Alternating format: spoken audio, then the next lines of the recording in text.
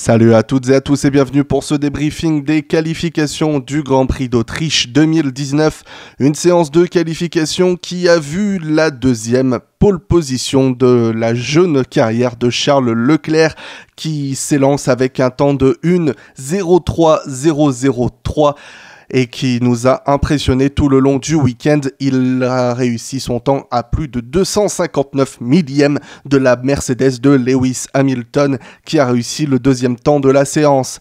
Malheureusement pour lui, et heureusement pour nous, oserais-je dire, Lewis Hamilton partira seulement 5e étant donné qu'il a écopé d'une pénalité de 3 places pour avoir gêné Kimi Raikkonen lors de la Q2. Le pilote britannique sera un des 3 pilotes du top 10 avec Max Verstappen et Valtteri Bottas à s'élancer en pneus médium pour le Grand Prix. Je parle évidemment des pilotes qualifiés dans le top 10, étant donné qu'ils ont réussi leur temps en Q2 avec ce train-là. Il semble que les Mercedes n'étaient réellement pas au sommet de leur forme ce week-end, étant donné que Max Verstappen a réussi à les séparer en signant le 3e temps de cette séance juste devant Valtteri Bottas. Excellente performance de Kevin Magnussen qui réussit le 5e temps de cette séance.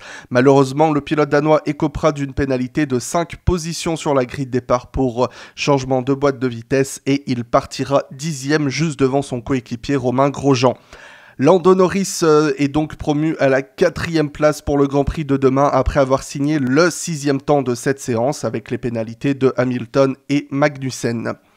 Excellente performance du pilote britannique. De toute façon, du côté de McLaren, il n'y avait pas grand-chose à attendre du côté de Carlos Sainz, étant donné qu'on savait bien avant que la séance ne débute que le pilote espagnol partirait du fond de grille. Kimi Raikkonen et Antonio Giovinazzi se ravissent de 7e et 8e position, signant un certain renouveau pour Alfa Romeo qui revient enfin en forme après quelques passages à vide ces derniers Grands Prix. Et écoutez, j'ai envie de dire, très belle performance de Antonio Giovinazzi qui est à un petit 10e de son coéquipier. La grosse déception de ce week-end, à nouveau, oserais-je dire, c'est Pierre Gasly qui a réalisé seulement le 9e temps de cette séance. À nouveau, le pilote français est toujours à 7 à 8 dixièmes derrière son coéquipier Max Verstappen. Et même s'il profitera des pénalités de Magnussen pour grimper d'un rang demain sur la grille de départ, on peut s'attendre à nouveau d'une course difficile pour le pilote Red Bull qui devra sincèrement faire ce qu'il faut pour terminer devant les Alfa Romeo et la McLaren de Norris. Et évidemment sans perdre des places pour autant. Oserais-je adoucir le tableau en disant que Gasly a admis avoir fait une erreur qui lui a coûté bien 4 dixièmes dans le premier virage ? Mais malheureusement pour moi, ça commence à faire beaucoup trop d'excuses depuis le début de la saison. La frustration est de mise dans le stand Ferrari, étant donné que Charles Leclerc a bien montré qu'il y avait du rythme dans la Ferrari ce week-end, mais Sébastien Vettel n'a pas pu confirmer en Q3, étant donné que le pilote allemand n'a simplement pas pu prendre à la séance à cause d'un problème sur sa voiture. À l'heure où j'enregistre cette vidéo, il n'y a aucune information supplémentaire, mais j'espère que on en saura plus et qu'il n'écopera pas de pénalité et nous offrira quand même une belle remontée demain. Comme je l'ai dit, Romain Grosjean n'a pas pu faire mieux que 11e et il s'élancera devant Nico Hülkenberg menant la Toro Rosso de Alex Albon et son coéquipier Daniel Ricciardo 14e. Il semble que les Renault ne confirment pas leur progrès affiché au Canada et au Paul Ricard et la Q3 était réellement hors de portée tout le long du week-end.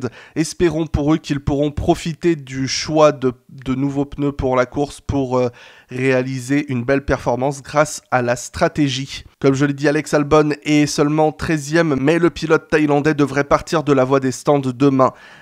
Quant à Daniil Kvyat, le pilote russe a seulement signé le 18e temps de la séance étant donné qu'il a été gêné lors de sa deuxième tentative par George Russell qui rentrait au stand.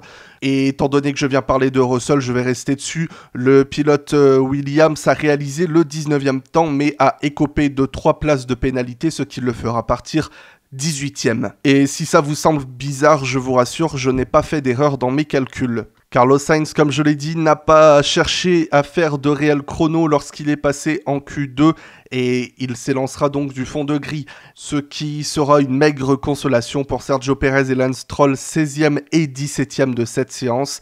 La Racing Point n'était tout simplement pas là. Oserais-je dire également que pour une fois, Lance Stroll est dans le même 10e que son coéquipier, donc ça peut peut-être promettre une bataille entre les deux pilotes.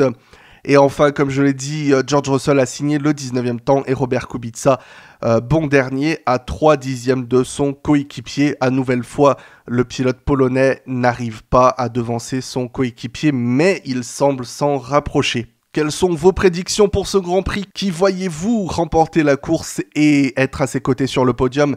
J'ose espérer que Charles Leclerc va enfin pouvoir récupérer la victoire qu'il méritait tant lors du Grand Prix de Bahreïn et que sa voiture lui le permettra, ainsi que les événements de course tourneront en sa faveur. Ça ferait sincèrement du bien à nous, pauvres fans de F1, de voir un nouveau vainqueur sur le paddock, et à défaut d'avoir un nouveau vainqueur en Grand Prix, d'avoir une nouvelle écurie remporter une course.